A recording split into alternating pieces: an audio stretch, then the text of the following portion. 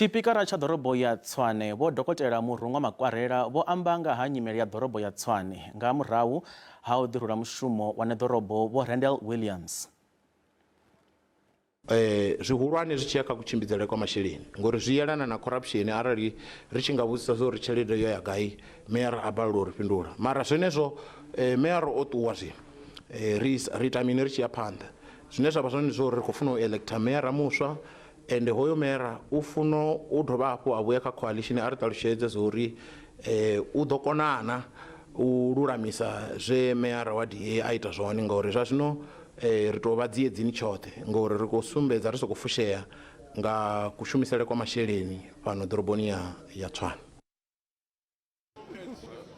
Zwo ralo tsireledzo yo khwaṱha vhukuma fhaḽa ḓoroboni ya Tshwane izwi ndi nga murahu ha khakhathi dze dza ṱaha musi ḽihoro ḽa EFF vho dzhena nga khani ofisini dzi re na tshivhalo dza miraḓo ya komiti ya ḓorobo namusi ḽihoro iḽo ḽi khou gwa uri miraḓo ya khoro i ṱutshele ofisi idzo nga u ṱavhanya. Ḽihoro ḽa EFF ḽi ri komiti ya ḓorobo wa Tshwane yo fhaladzwa nga musumbuluwo musi ḓorobo vho Randall Williams vha tshi ḓirula mushumo lwa u thoma. Miraḓo ya ḽihoro ḽa EFF vho govhela miraḓo ya khoro ya ḓorobo. Muraḓo wa khoro ya ḓorobo o iswa vhuḓifhinduleli kha tsireledzo ya vhadzulapo vho Grandi Thenison ndi vhone vha u thoma u bviswa ofisini yavho. Miraḓo ya EFF vho dovha hafhu vha ṱoḓa u bvisa muhulwane wa vhashumi vha ḓorobo. Obviously, they have attempted to try and evict some of the MMCs, and there are political support staff like myself, and our terms are attached and our employment contracts are linked to the political incumbent. But in my case, and for many of the staff that work with me, our actual contracts are for the 3-month notice period. And so in order for us to vacate office, when a new mayor has been elected, we are then served with 3 months notice, and we have to then vacate office. Va EFF vha khwima khala uri khoro ya ḓorobo a i tsha shuma hone vha khou ri ḓorobo muswa khathihi na miraḓo ya khoro ya ḓorobo miswa vha tea u dzhena maimoni avho vha thoma u shuma.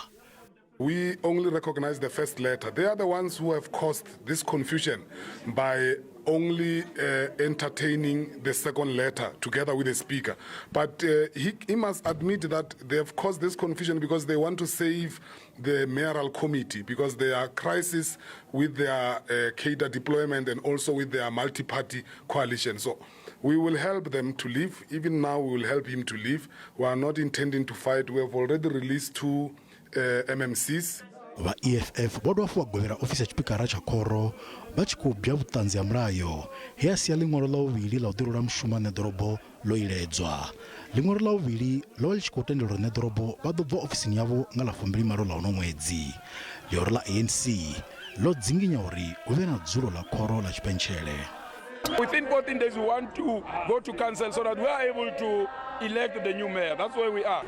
Tsireledzo ya vhashumi i khou vhilaedzisa dzangano ḽa vhashumi vha masipala ḽa Samuo ḽi re tsireledzo ya vhashumi i ḓo dzhielwa nṱha tshifhinga tshoṱhe. Kha u ṋangiwe mayor muswa a dzhene hu vhe na stability hafha Tshwane ngauri nga nḓila ye zwa ima ngayo zwa zwino ri ḓo balelwa u shuma arali hu si na mayor muswa mara kha mafhungo a administration ri right ngori hu na municipal manager ane a khou kona uri a supervise dzi account dza city. Zwi tshi zwo ralo tshipikara tsha khoro vha fhasi ha mutsiko muhulu wa vhidza dzulo ḽa tshipentshele u itela u lugisela nḓila ya u nanga ḓorobo muswa.